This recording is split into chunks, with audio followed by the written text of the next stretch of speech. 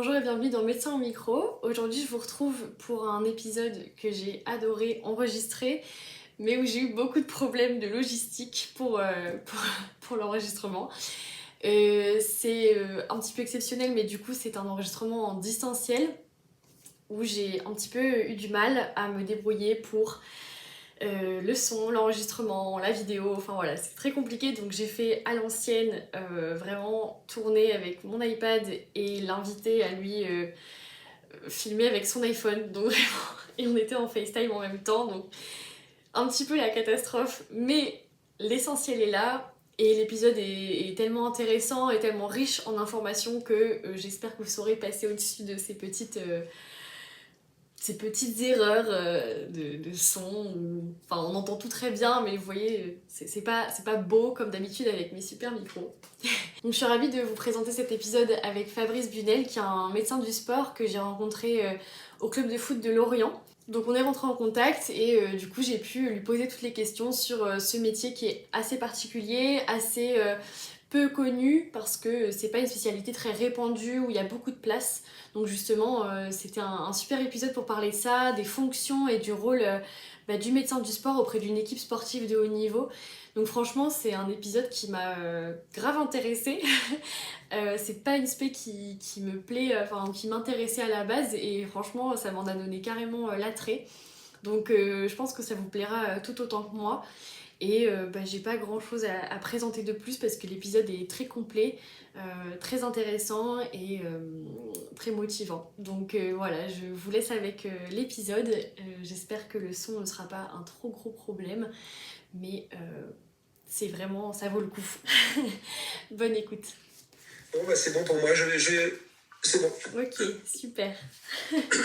Bah écoute, merci pour toute l'organisation que tu as mis dans ce lancement de podcast. C'est ça.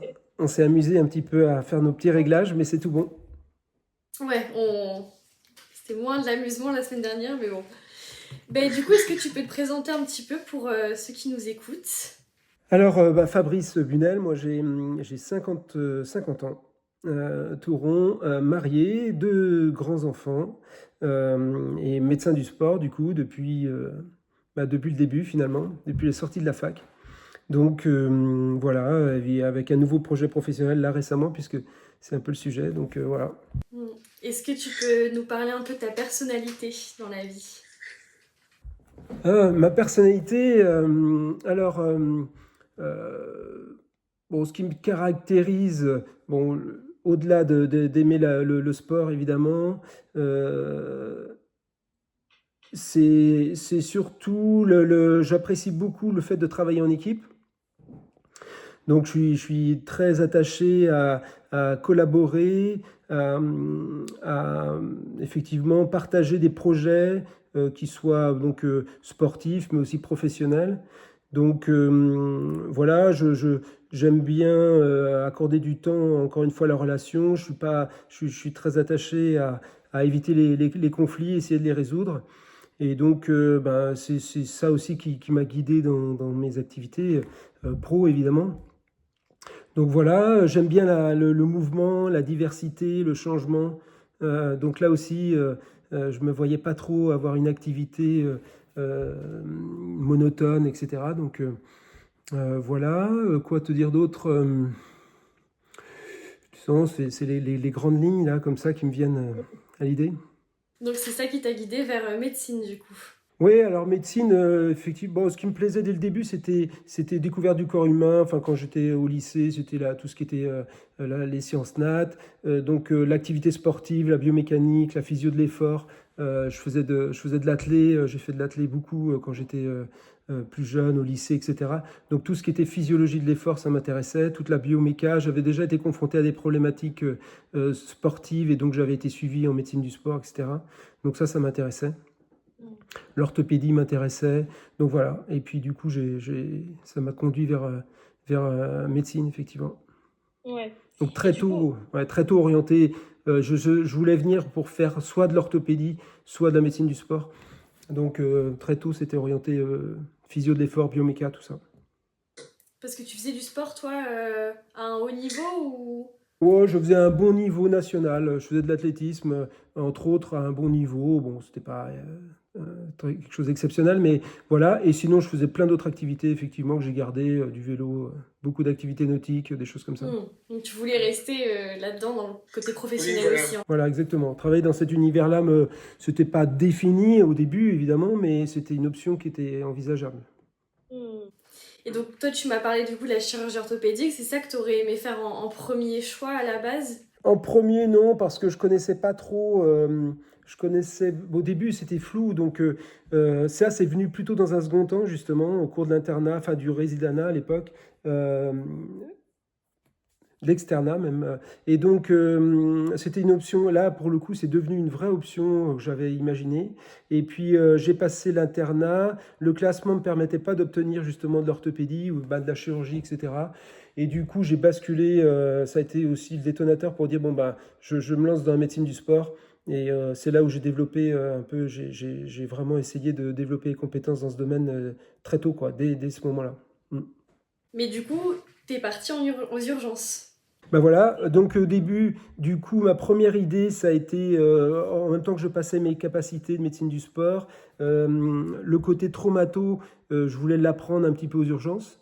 Ça, c'était, je me suis dit, bon, je vais faire beaucoup de traumato, du coup, aux urgences, et puis bah, partager aussi les premières prises en charge en orthopédie, tout ça aux urgences. Et l'autre idée derrière les urgences, c'était de médicaliser des raids aussi. Au début, je voyais ça assez large, et donc la médecine du sport, c'était aussi accompagner des défis, soit nautiques sur des bateaux, médicaliser des projets, médicaliser des courses. Par exemple, j'avais médicalisé le marathon des sables, des courses comme ça où on était en soutien médical de raids ou de choses. Donc la médecine d'urgence m'apportait cette compétence-là pour pouvoir être en support d'activités sportives, petite aventure, quoi, entre guillemets, et surtout apprendre la traumato. Donc voilà, donc j'ai fait 2 ans d'urgence, j'ai passé ma capacité d'urgence. En fait, ça a été ça. Et ensuite, fin de ma capacité, j'ai été sollicité pour pour intégrer justement un club de foot professionnel à Guingamp. Parce qu'en parallèle, j'assistais et ensuite je menais des consultations de traumatologie du sport au CHU de Rennes, dans le service de médecine du sport. Donc, j'avais tout de suite empiété en fait vers cette activité médecine du sport. Donc quand tu passes, enfin nous maintenant on appelle ça l'EDN, l'examen classant, c'était pareil pour toi. Et ensuite après t'as fait comme les 2 premières années d'internat de les urgences. Voilà. Donc effectivement, donc à l'époque, nous on appelait ça assistana parce que c'était pas une spécialité bon, en tant que telle. Et donc pendant ces 2 ans-là, donc je faisais des consultations au CHU de Rennes en médecine du sport et j'intervenais aussi un petit peu au centre médico-sportif de Lorient. Et donc j'ai passé mon DU d'urgence, enfin la CAPA d'urgence à cette époque-là, et puis ben, la capacité de médecine du sport. En même temps. Quasi en même temps, je ne me souviens plus vraiment, mais très tôt, j'ai dû commencer par la capacité de médecine du sport, mais bon, très vite, aux urgences, j'ai fait la CAPA aussi. La grande question aujourd'hui, c'est comment on arrive à médecin du sport maintenant que les spécialités existent et sont très encadrées par les années d'internat. Donc, est-ce que tu as une idée aujourd'hui un petit peu de comment ça se passe? Bah, effectivement, bon, il y a eu un moment, ça a été pendant quelques années une spécialité, entre guillemets. Ça a duré quelques années et puis c'est plus le cas aujourd'hui. Donc aujourd'hui, on peut faire des spécialités diverses. Bon, les urgences, ça reste toujours une voie d'entrée, la médecine générale aussi, bien sûr. La rhumato, la MPR, c'est ce qui a été un peu mon parcours. On va peut-être y revenir, mais donc après, moi, j'ai basculé sur de la MPR et on va pouvoir parler un petit peu des raisons de cette bascule.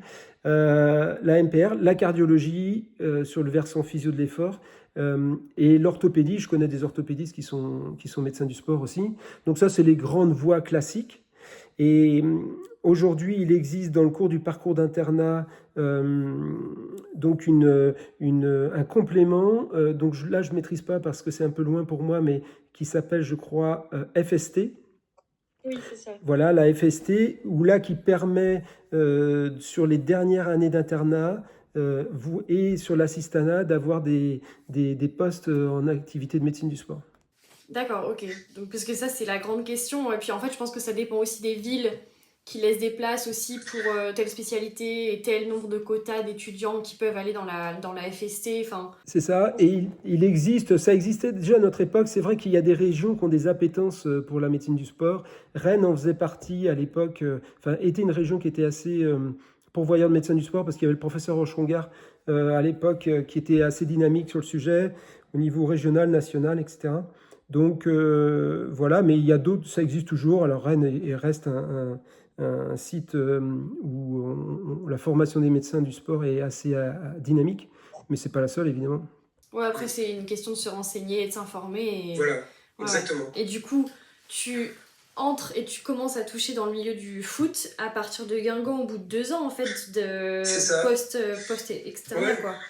Avant, ça se résumait à des interventions, donc soit sur des activités, entre guillemets, comme je disais, de soutien médical sur des expéditions, c'est pas le terme, mais des petites aventures, et puis de la couverture médicale, d'événements sportifs et de la consultation en traumato.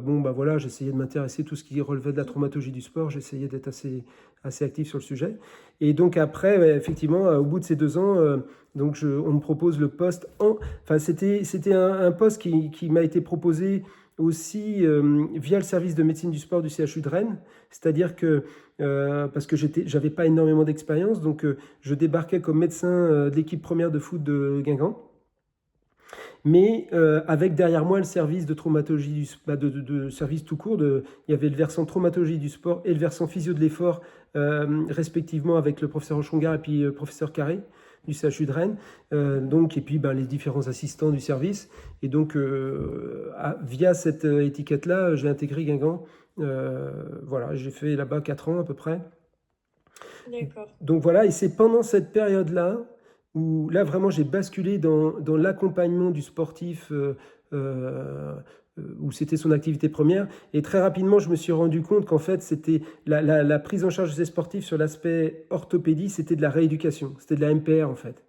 Et donc, c'est là où j'ai basculé, à l'époque, il existait un DU de médecine physique et de réadaptation. Et donc, je me suis inscrit à SDU pour apprendre justement, pour approfondir tous les aspects de rééducation, alors en orthopédie, mais bon, évidemment, pour valider le DU, il y avait aussi tout l'aspect para, tout l'aspect médulaire, para, donc médulaire, donc neurocentral, etc. Donc voilà, c'était tout un cheminement. Et alors, petite question avant d'arriver jusqu'à la MPR, comment ça se fait que, j'imagine que il y a toutes les raisons de te demander à toi d'arriver dans le club de Guingamp, mais est-ce que tu avais des connaissances du réseau? Est-ce que c'est parce que tu avais vraiment un attrait autour du sport plus que les autres en fait? Parce que j'ai beaucoup de gens qui m'ont dit, mais comment on arrive dans ce milieu-là qui est quand même assez prisé et où il y a peu de place? Et comment on fait pour arriver dans des niveaux... Ouais, je vois très bien la question, effectivement. Moi, ce qui s'est passé, c'est que très vite, une fois que j'ai dit, bon, parce qu'à un moment, je me suis dit, est-ce que je repasse l'internat ou pas pour faire de l'orthopédie?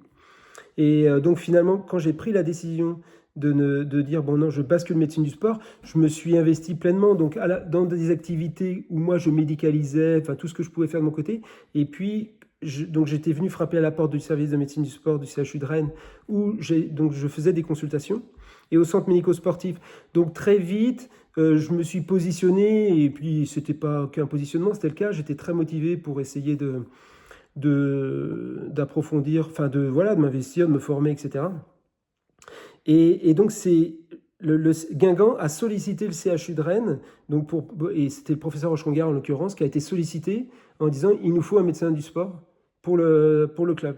Et donc c'est comme ça que, donc certes j'étais un peu jeune, mais le fait que je sois entre guillemets, j'avais en soutien derrière le service, donc j'étais pas isolé, donc ça a matché comme ça m'a permis de effectivement mettre le pied à l'étrier, parce que c'est vrai que c'est pas de la traumatologie courante en fait, la traumato d'un club de foot professionnel. Donc il y avait des notions que j'avais pas à l'époque, mais c'est vrai que ça m'a donné un gros coup de pouce, et puis du coup j'ai mis vraiment le pied à l'étrier là-bas, quoi. Oui, et aussi peut-être que toutes les activités que tu as eues dans les raids, etc., sur le CV, ça devait aussi compter dans l'investissement. Oui, c'est vrai, certainement, mais même si c'est pas du tout le même métier, Oui, bah, encore une fois, tout était aligné vraiment vers la traumatologie, médecine du sport. Donc voilà, et après, bah, du coup, le fait d'être étiqueté médecin d'une équipe de foot professionnelle, bon, bah, très vite, j'ai passé le DU de traumato, bon, classique, et puis ensuite, j'ai eu accès à des formations, notamment d'échographie, ça m'a fait rentrer dans des services de radiologie pour faire des stages un petit peu approfondis d'échographie. Euh, et ça a été une aide très précieuse. Donc très rapidement, j'ai fait de l'écho dans le club à Guingamp, ce qui n'avait jamais été le cas à présent, parce que j'ai réussi à avoir un appareil portable au début. Bon bref, au début c'était un peu de bidouille. Donc voilà. Ouais, t'étais investi à fond, quoi. Oui, c'est ça. C'est ça. C'est sûr qu'il faut être motivé. Guingamp, à l'époque, donc je finissais l'assistanat aux urgences de Lorient. Donc du coup, il a fallu basculer. Bon, voilà, ça génère. Faut essayer. Enfin, il faut être mobile très rapidement parce que en fait, toujours pareil, on prévient début juin et fin juin, le championnat, le club reprend. Donc il faut être très mobile. Tu parlais du coup, tout l'aspect rééducation qu'il y a avec les joueurs professionnels, donc que la MPR t'avait choisi ça pour ça. Est-ce que tu veux nous en parler un peu plus par rapport à cet aspect-là? En fait, être médecin d'un club de foot professionnel, c'est donc faire des diagnostics, évidemment. Bon, on voit sur le terrain, c'est une activité qui est effectivement visible, entre guillemets, mais en fait, c'est très, très, comment dire, c'est pas du tout représentatif de ce qu'on fait au quotidien. Donc, notre quotidien, c'est prendre en charge le joueur lorsqu'il est blessé, faire le diagnostic, donc ça paraît évident, mais en fait, ce qu'on voit moins bien, c'est finalement piloter, manager, accompagner toute une petite équipe dans laquelle il y a évidemment des kinés, mais aussi un ostéopathe, aussi un podologue. Alors à Guingamp à l'époque, évidemment, tous ces gens-là n'étaient pas à temps plein au club, mais on manage un petit peu tout ça. Et donc, du coup, c'est des compétences vraiment de rééducation. Avoir des bonnes notions de rééducation, des bonnes notions de kinésithérapie, des bonnes notions de podologie, ça permet d'être crédible vis-à-vis des différents intervenants et puis d'avoir aussi des notions très claires sur la durée de cicatrisation des différents tissus, les différents modes de réadaptation, enfin de rééducation et puis de réadaptation et sur quoi les bras de levier, enfin sur quel bras de levier on va pouvoir intervenir pour gagner du temps puisque c'est le nerf de la guerre dans le sport. Voilà, quel risque on va prendre si on accélère ou pas. Tout ça, c'est des domaines de rééducation que j'ai retrouvé après en rééducation. Vraiment, ça m'a été très très bénéfique de faire de la MPR orthopédique évidemment, mais même de la neuro finalement. J'ai appris plein de trucs qui m'ont vraiment donné une plus-value dans ma pratique du quotidien. Donc, c'était le bon choix à l'époque. Et ouais, carrément, c'est hyper utile du coup. Enfin, c'est un peu ciblé aussi. Ouais, c'est très ciblé. Encore une fois, prendre en charge soit des post-op de MPR ou même des polytraumatisés ou des accidentés un peu classiques. Les choses sont pas similaires parce que la gravité des lésions, évidemment, n'est pas toujours la même. Et puis, il n'y a pas l'impact qu'on peut avoir sur le plan humain, etc. Mais les grands temps de passage, les grandes étapes de la rééducation, finalement, il y a des similitudes. Et d'ailleurs, c'est ce qui m'a fait bouger de Guingamp, puisque à l'époque, moi, il fallait que je valide des stages de rééducation pour le fameux DU. Et donc, près de Guingamp, il y avait un centre de rééducation, il s'appelle Trestel, donc près de Perros-Guirec. Et donc, moi, je voulais absolument, en parallèle de l'activité au club, aller au centre de rééducation à Trestel. Et puis, à l'époque, le médecin du club devait absolument travailler à Guingamp. Bon, c'était compliqué, du coup, j'ai quitté Guingamp pour cette raison. Et pour rejoindre le centre de rééducation de Carpap, où là, je pouvais valider beaucoup de stages. Qui était nécessaire pour la fin de la MPR, du coup, la fin de... C'est ça? Pour finir tout le DU de... Pour valider mes stages, alors moi c'était... Donc au début, je suis vraiment rentré comme stagiaire à Carpap. Mais stagiaire au début et ensuite j'ai été recruté comme médecin parce que j'ai pas eu tout de suite l'équivalence, la compétence de spécialiste de MPR. Donc au début j'ai été intégré comme médecin généraliste entre guillemets et donc j'y suis resté une dizaine d'années quasi à Carpap en parallèle de l'activité de Lorient au club de foot de Lorient. Tu faisais Oui. 2 activités en même temps, à C'est ça. mi-temps à peu près, quoi. Oui, jusqu'à là, aujourd'hui, tous mes postes de médecine du sport étaient des activités à temps partiel et j'ai toujours eu une activité soit de MPR, soit de consultation de traumatologie du sport en parallèle. Et donc du coup, parlons un peu de foot. Du coup, c'est un sport qui t'a toujours intéressé aussi, ou t'es arrivé là parce qu'il y a eu cette demande Ouais, je suis plus à... Bon, je suivais... Moi, j'ai jamais vraiment pratiqué le foot. J'ai fait du foot comme tout le monde en loisir, mais j'étais pas un footballeur, et je suis toujours pas d'ailleurs un très bon footballeur. Mais donc, j'étais un supporter, fan de sport, etc. Mais je suis arrivé évidemment dans le foot parce que il y avait cette opportunité de poste de médecine du sport exclusive, quoi. Ça donne beaucoup de sens à la médecine du sport parce que porter un diagnostic précis a du sens, déterminer des durées d'indisponibilité a du sens, essayer de gagner du temps, ça a du sens, alors que chez un sportif lambda, évidemment, quand les gens ont leur activité professionnelle, etc., gagner quelques jours, bon, au final, c'est pas essentiel, alors que là, ça donne vraiment du sens au métier. Mm. Et à ton avis, pour quelqu'un comme moi, par exemple, si je voulais faire ça, médecine du sport, tu penses que c'est vraiment très difficile d'arriver dans ces postes-là qui sont justement rares, comme on disait, dans des postes, que ce soit foot ou ailleurs, hein, mais de haut niveau? Ouais, je pense que la médecine du sport, par rapport à la période où j'ai débuté, c'est vraiment développé, c'est structuré. Et maintenant, il y a aussi, bon, il y a de plus en plus de gens à faire des activités sportives. C'est une activité, un accompagnement médical qui est quand même reconnu. Donc, il y a beaucoup de clubs qui se sont structurés pour recevoir, pour proposer à des médecins d'intégrer les structures pour accompagner leurs sportifs. Bon, voilà, donc il y en a plus qu'à mon époque, mais pour autant, c'est vrai que ça reste quand même une petite niche. Et c'est certain il faut être quand même motivé. Voilà, mais il y a des postes vacants, il y a des postes vacants, je pense. Donc voilà, les gens qui sont motivés trouveront de la place. Il faut être patient, il faut être mobile, il faut être disponible, voilà, mais il y a de la place, je pense. Toi, sans même réseau ou connaissance, par exemple, c'est complètement possible, comme toi, visiblement, de rentrer sans être... Ouais, ce qui se passe, le réseau, il se fait. Nous, par exemple, moi, j'ai eu, donc, dans le cadre de, de, de, de nos activités, à CARPAP, même au club, on a reçu des internes de médecine de MPR, des internes de médecine générale qui faisaient la FST. Et donc, c'est des gens qu'on côtoie et donc on voit bien leur source de motivation et donc ils nous signalent le fait qu'eux, ils seraient vraiment intéressés pour intégrer ce type d'activité, etc. Donc nous, quand on voit un poste ou quand on a besoin de quelqu'un, bon, on les appelle. Donc ce réseau, il se crée au travers des différents... moi, j'ai déjà, c'est le bénéfice de l'âge, mais j'ai recruté plusieurs jeunes médecins du sport, enfin, que j'ai eu comme internes auparavant. Et ensuite qu'on rappelle pour dire tiens, il y a un poste à cet endroit-là, si ça t'intéresse, etc., etc., ou pour venir travailler avec nous. Que ce soit à la clinique, j'avais recruté des médecins, un jeune médecin du sport qui a intégré, enfin, il n'avait pas besoin de moi d'ailleurs pour intégrer des structures, mais en l'occurrence, il est venu travailler avec nous et à CARPAP aussi, enfin bref. Donc, non, quelqu'un qui est motivé, il faut s'investir et il faut évidemment essayer de pousser les portes, de se présenter, de venir faire des stages, d'accompagner des consultations, diversifier au maximum les sources de formation, parce que c'est aussi l'intérêt de la médecine du sport. On fait du diagnostic, donc il faut faire de l'imagerie, il faut être assez bon en imagerie. On fait, bon, en MPR, ben, je l'ai dit, c'est vraiment essentiel.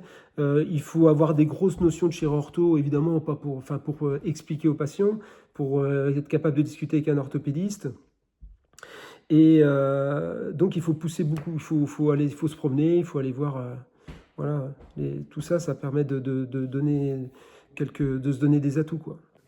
Et justement, du coup, quand t'es avec un joueur, enfin dans ton rôle de médecin du sport dans un club de foot, tu dis que tu fais les diagnostics de tout ce qui est blessure. Quand il y a moins de blessures, par exemple, est-ce que tu as un autre rôle bien précis? Ouais, alors, bon, nous, les fonctions d'un médecin du sport dans un club de foot professionnel, déjà, c'est de faire le suivi médical longitudinal, c'est d'accompagner, donc de superviser, entre guillemets. Les choses maintenant sont assez cadrées et pilotées par les fédérations qui donnent des recommandations, etc. Mais donc, notre job, c'est d'accompagner ça, que ce soit les bilans cardio, les bilans biologiques, l'accompagnement psychologique des sportifs, tout ce qui relève du domaine de la prévention, qui aujourd'hui est quand même très structuré et où les choses sont quand même le démembrement des différentes pathologies d'orthopédie chez le sportif sont quand même assez bien connus, assez bien démembrés. Les facteurs de risque sont reconnus, donc il y a un énorme travail en amont. Et là, c'est un travail de collaboration avec les kinés évidemment, mais avec tous les préparateurs physiques, les cellules de la performance. L'accompagnement diététique, bon, évidemment le football c'est pas le sport où la diététique va être la plus comment dire, où c'est l'élément le plus discriminant, mais je pense aux médecins qui accompagnent des cyclistes, des coureurs à pied ou des triathlètes. Bon là évidemment il faut des compétences de diététique. Bon voilà, donc le suivi longitudinal du sportif, tout le domaine de la prévention hyper important, encore plus chez le sportif professionnel aujourd'hui. Nous, nos problèmes, ils commencent, enfin, c'est pas nos problèmes, mais il ne faut pas que le joueur se blesse. Donc aujourd'hui, quand j'ai commencé, c'était on essaie de faire revenir le joueur le plus vite possible une fois qu'il est blessé. Donc ça, c'est quand j'ai débuté. Aujourd'hui, c'est vraiment tout faire pour pas qu'il se blesse. Donc, évaluer la charge d'entraînement, collaborer avec la cellule de perf, avec la cellule, le staff technique pour essayer d'adapter autant que possible en fonction enfin ça c'est le coach qui pilote un peu quand même les grandes lignes de ces aspects de charge d'entraînement, mais nous on se doit de lui donner des informations qui lui permettent d'arbitrer tout ça. Donc ça, après la traumato, et puis ensuite donc le diagnostic, puis ensuite c'est manager l'équipe de kiné et l'équipe de prépa physique et l'imagerie, parce que aujourd'hui, quand on est médecin du sport d'un club comme ça, moi aujourd'hui on fait nos échos, donc toutes nos échos on les fait nous-mêmes, toutes nos infiltrations, tous nos gestes, quasi tous nos gestes on les fait nous-mêmes. On peut quasi faire quelques petites radios. Bon, bref, ça dépend vraiment de la structure dans laquelle on est. Mais donc, ouais, et c'est ça qui est assez intéressant, c'est qu'il y a différents aspects. Voilà, il faut collaborer. Bon, toute la dimension psychologique aussi du sportif est super intéressante. Et donc, maintenant, aujourd'hui, la majorité des clubs de foot professionnels sont dotés de compétences de psychologues, de gens qui font de l'accompagnement psychologique, au moins à temps partiel. Donc, collaborer avec ces gens-là, c'est vraiment passionnant. Donc voilà un petit peu les différents axes qu'on peut donner. Ouais. Donc, du coup, tu es le seul médecin dans une structure. Est-ce que ça te manque d'avoir des collègues médecins, ou du coup, dans l'autre activité à Guerpap, où tu retrouves ce côté... Alors, ce qui est intéressant, c'est le fait d'être à temps partiel. Donc j'avais toujours une activité où je collaborais dans une équipe, soit dans un service de rééducation où là pour le coup il y a beaucoup d'échanges, etc. Soit après j'ai travaillé dans un centre de traumatologie, d'orthopédie où il y avait, on était deux médecins du sport, donc là il y avait beaucoup de collaboration avec les chirurgiens. Mais au-delà de ça, dans les clubs où j'ai pratiqué, donc Guingamp j'étais tout seul. Il y avait un médecin qui intervenait au centre de formation, mais à Lorient, par exemple, j'ai jamais été seul. Il y a toujours eu un autre médecin à temps partiel. Et aujourd'hui, je suis dans un club où on est 2 médecins temps plein pour l'équipe professionnelle. Il y a 2 médecins presque temps plein pour le centre de formation. Donc du coup, on est nombreux, ouais, on échange entre nous. Ouais. On n'est pas isolés. Non, ouais. Ça va. Donc là, tu passes en temps plein maintenant. Non, ça change, effectivement. Ça, c'est vraiment... au début, c'est un passage, un changement. Voilà. Mais comment ça s'organise, tu dis, une journée ? Ouais, une semaine, quand tu es à temps plein, du coup, au club, qu'est-ce que tu fais ?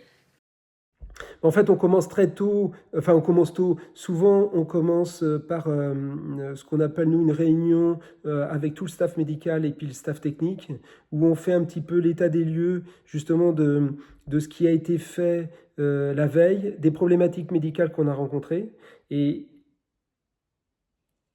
on confronte ça, ce regard-là médical, à ce qui va être proposé par les préparateurs physiques et puis surtout le staff technique.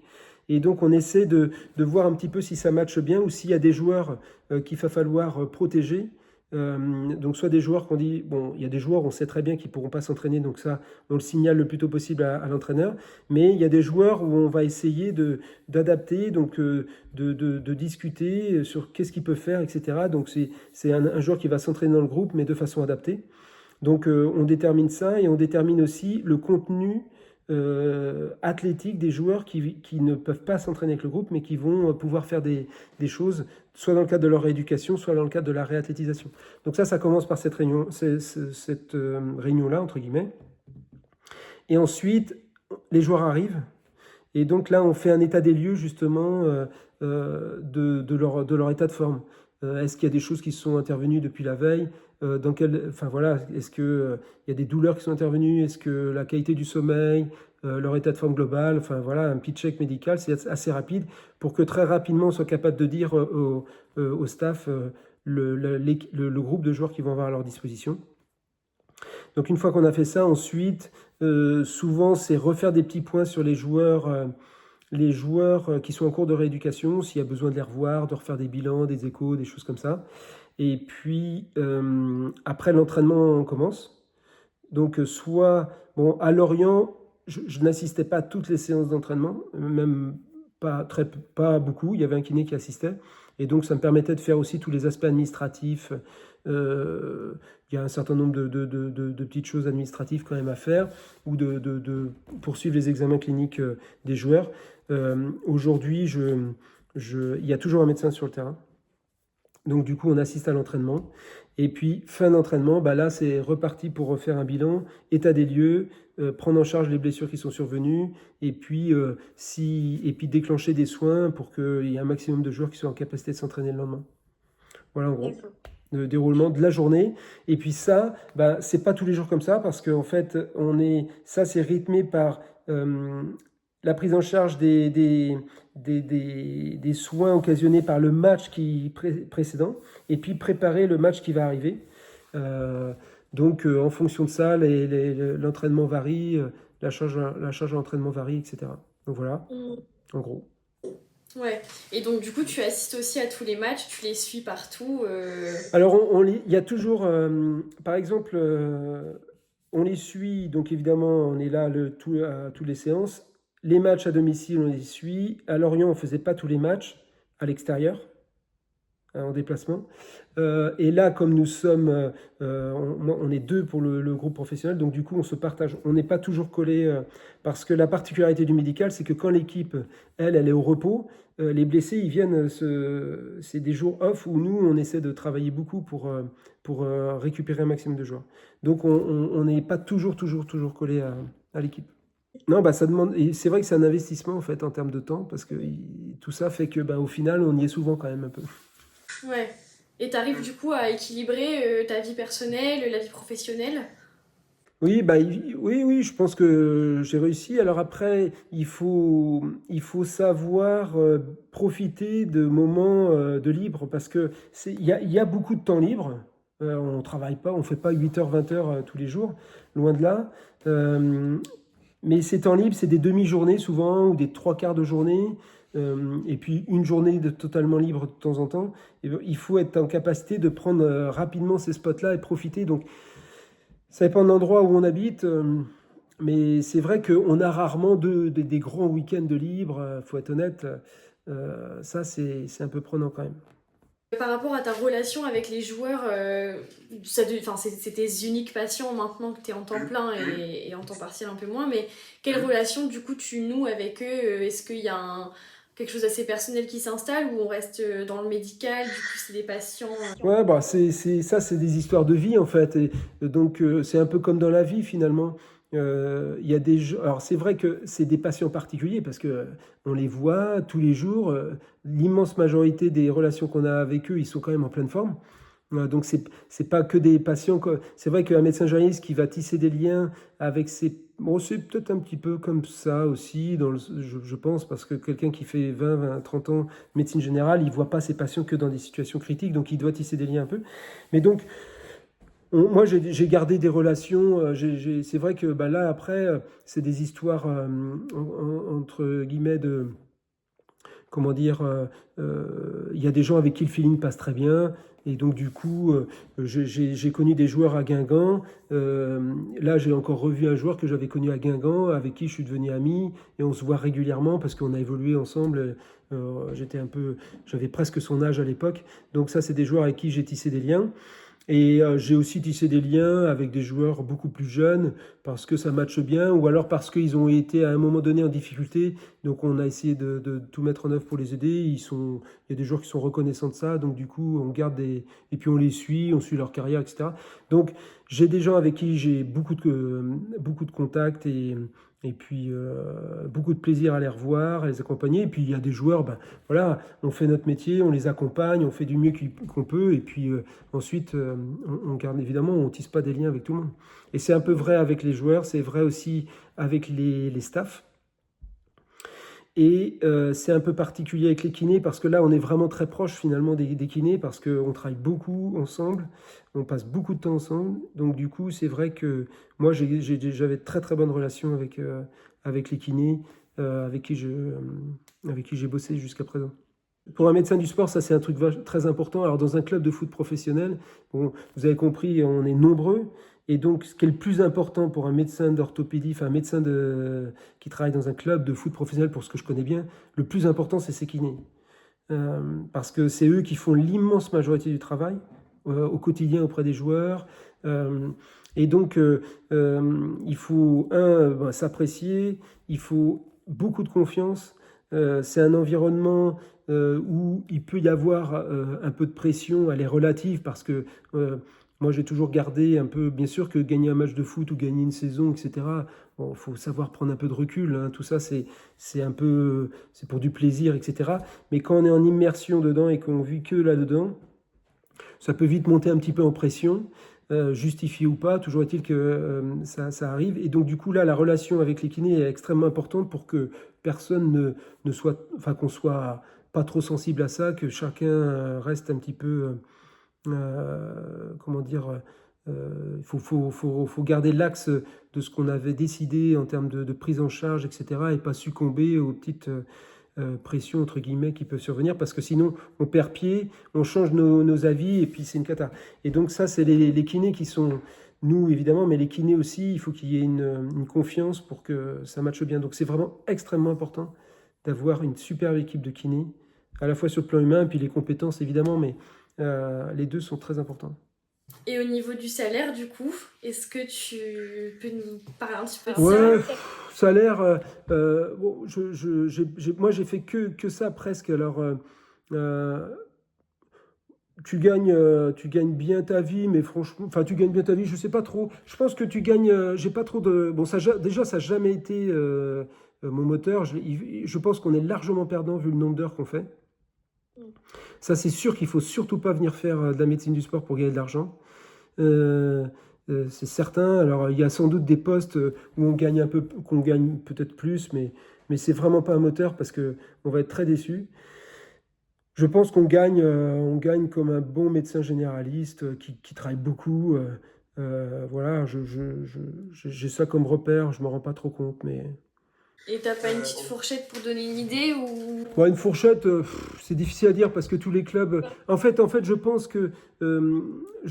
Alors, je dirais qu'un médecin de Ligue 1, dans l'immense majorité des cas, bon, c'est toujours pareil, c'est brut net, mais ça doit être entre 5 et 10 000 euros peut-être net. Et puis il y a quelques clubs où ça peut être stratosphérique pour un médecin. Bon, les très grands clubs où ça peut monter comme le PSG peut-être.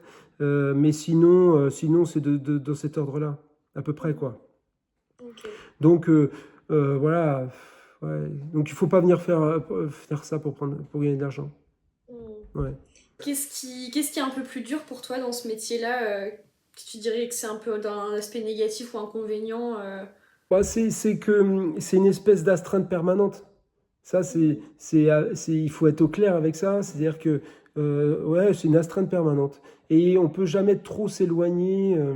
S'il y avait une critique, moi parfois j'ai des potes qui me challenge un peu là-dessus. C'est vrai que on n'est jamais, on peut pas partir comme ça au pied levé un week-end. Soit ça s'organise et qui va, il faut qu'il y ait quelqu'un pour le retour du match ou des choses comme ça.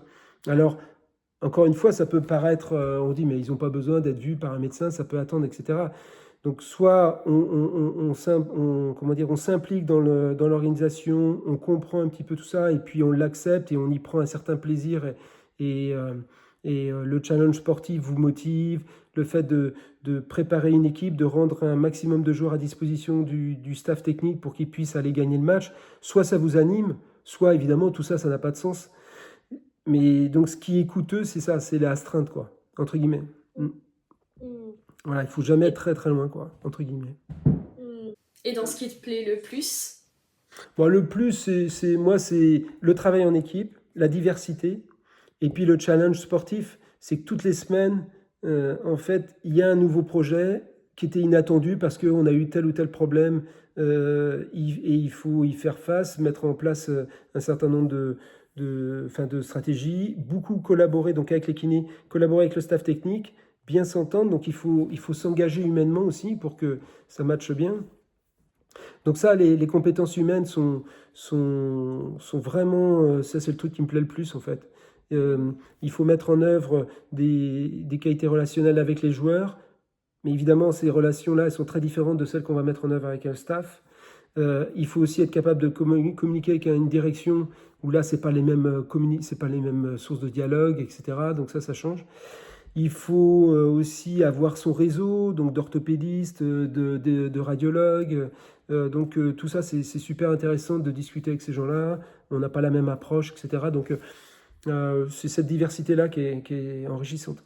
Oui, et puis pour avoir été là juste au dernier match de la saison, c'est quand même des émotions, même si tu me disais qu'il faut rester terre à terre, c'est quand même des choses qu'on voit pas dans la médecine en dehors de cette spécialité-là, quoi. Ouais, c'est vrai. Et après, il faut se méfier de ça, parce que, donc ça, c'est certain, mais moi, je crois pas que ce soit ce qui m'anime le plus, pour des raisons différentes. Ben, pour des raisons, c'est que quand les émotions sont fortes, mais avec le temps, elles sont fortes quand ça monte très haut, et c'est super, mais ça descend très bas aussi. Donc, il faut être capable de lisser tout ça, parce que sinon, c'est trop impactant dans la durée. C'est-à-dire qu'il ne faut pas que... Alors, on gagne, c'est super, bon, très bien, et on prend du plaisir. Et effectivement, quand on fait une montée en Ligue 1, bon, c'est des beaux moments. Mais il faut être capable aussi, quand ça perd, de dire, bon, c'est pas la fin du monde, quoi. Donc sinon, si c'est trop impactant émotionnellement. Donc moi, j'aime beaucoup le match, etc. Mais je prends peut-être presque plus de plaisir à travailler en collaboration pour mettre à disposition les joueurs du staff, pour le staff. Après, les techniciens, c'est un peu différent. Eux, ils mettent en place une stratégie pour le match, etc. Donc ils vivent le match différemment de nous. Oui. C'est pas vraiment ton travail de savoir s'ils vont gagner ou perdre, finalement. Ouais, nous, notre travail, c'est de leur mettre à disposition un maximum de joueurs. Ouais. C'est ça vraiment notre travail. Après, évidemment, le jour du match, on essaie de mettre tout en œuvre, l'état de forme, donc on participe à ça. Donc évidemment, avec les prépas physiques, comment les amener à leur état de forme au maximum, un peu tout ce qui est travail de diététique, le sommeil. Donc évidemment, c'est des arbitrages sur lesquels on va essayer on va essayer de jouer un peu pour que les joueurs soient dans les meilleurs états de forme pour les aider à gagner le match. Mais bon, là, les bras de levier deviennent très fins. Nous, c'est surtout que les joueurs, ils s'entraînent, en fait. Il faut un joueur de foot, il est performant lorsqu'il s'entraîne et il est utile pour l'équipe lorsqu'il est à l'entraînement. Donc c'est ça notre job. Est-ce qu'il y a des sujets que j'ai pas abordés et qui te semblent un peu importants à faire passer comme message pour des personnes, des étudiants comme nous? Non, on a balayé pas mal de choses. Il faut être motivé, on l'a dit. Il faut s'investir, et ça, c'est sûr qu'il ne faut pas attendre qu'on vienne vous proposer un poste. Il faut vraiment aller bousculer les portes des différents services. Il faut aller voir les spécialités qu'on ne maîtrise pas.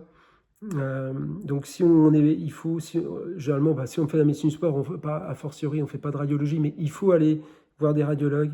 Il faut aller apprendre à lire des IRM, faire de l'échographie, etc.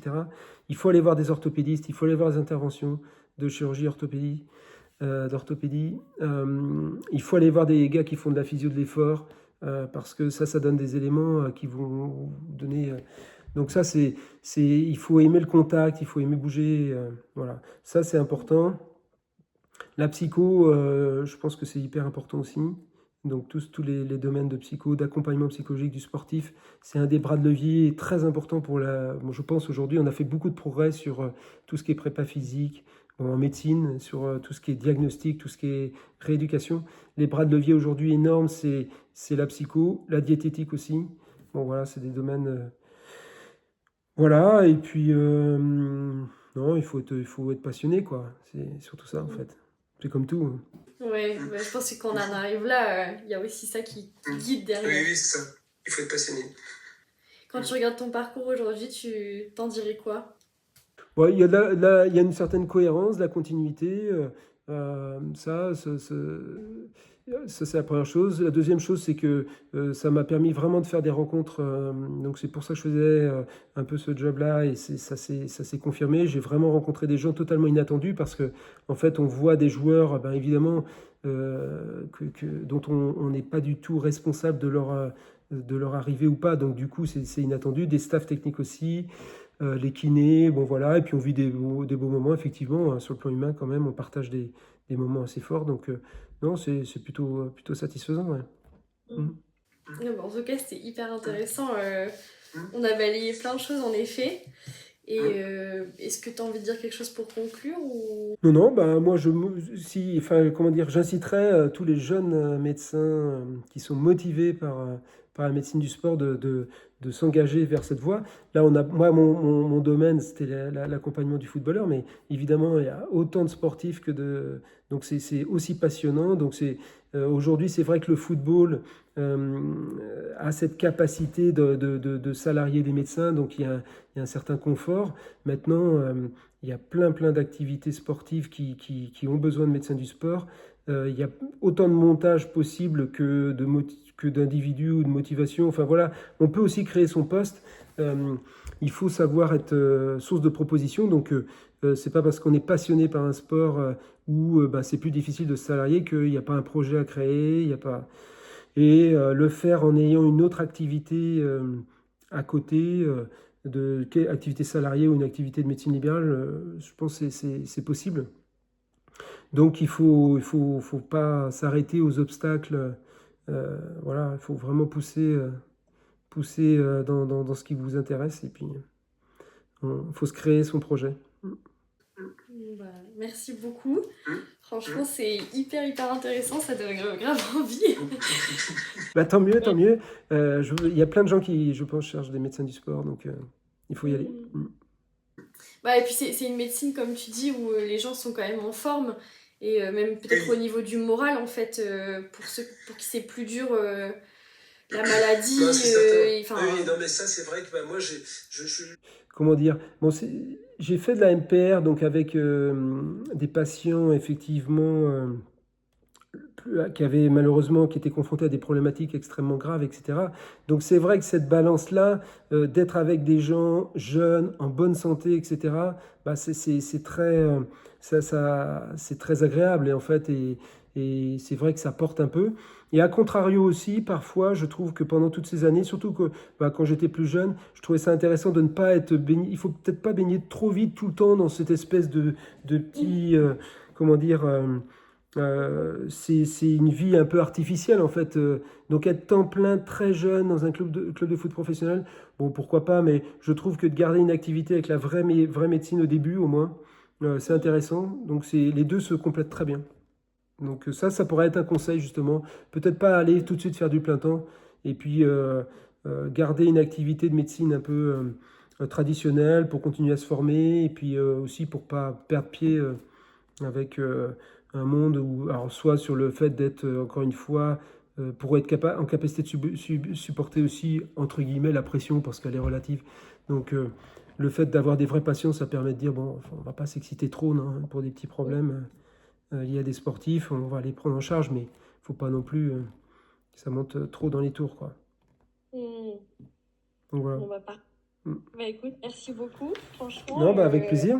Hyper intéressant, hyper complet aussi dans l'explication. Enfin, moi, j'avais aucune idée de ce que c'était un médecin du sport dans le concret, quoi. Donc ça donne une super idée, c'est hyper complet. Ouais, et puis moi je suis une version de médecin du sport, donc j'en connais évidemment plein qui travaillent dans plein d'autres domaines et qui auront aussi une approche. Je pense par exemple, j'étais longtemps à Lorient, je connais beaucoup de médecins du sport qui s'occupent de voile et de navigateurs, notamment les gars qui font le Vendée Globe, etc. Et donc là, rien à voir avec ce que je fais, mais sûrement enfin, c'est pas sûrement d'ailleurs, c'est extrêmement passionnant aussi d'accompagner ces gens-là. Donc, il y a plein, c'est un job extrêmement intéressant et très diversifié. Et donc, voilà, faut pas qu'ils hésitent d'aller confronter, si les gens qui sont intéressés, d'aller choper les gens qui font de la médecine du sport autour d'eux et puis d'aller leur demander un peu leur pratique, etc. Donc, Oui, moi, je suis qu'une petite version de ce qui peut se faire. ouais, mais très Mm. intéressante et hyper motivante, je trouve. Bon, Donc, bah, avec plaisir en tous les cas. C'était un plaisir d'échanger. Merci. merci d'avoir accepté de participer. Donc voilà, j'espère que cet épisode vous aura plu. Moi, il m'a mis de bonne humeur. Je sais, enfin, peut-être parce que je suis en révision de l'externat et que ça m'a rouvert une porte, on va dire, sur le vrai métier de médecin et pas juste faire des QCM. Mais en tout cas, même si vous n'écoutez pas ça en révision, j'espère que ça vous aura plu, que les informations que vous m'avez demandées pour certains se sont retrouvées dans l'épisode et ont pu vous apprendre plus sur comment arriver dans cet endroit-là. Et je vous dis à très bientôt pour un prochain épisode. Merci pour la participation des personnes qui m'ont aidé à faire les questions de l'interview parce que franchement ça m'a permis aussi de plus cibler et je pense que je referai ça plus tard pour d'autres invités. Donc merci beaucoup et bon courage pour ceux qui passent le DN et bonnes vacances aux autres.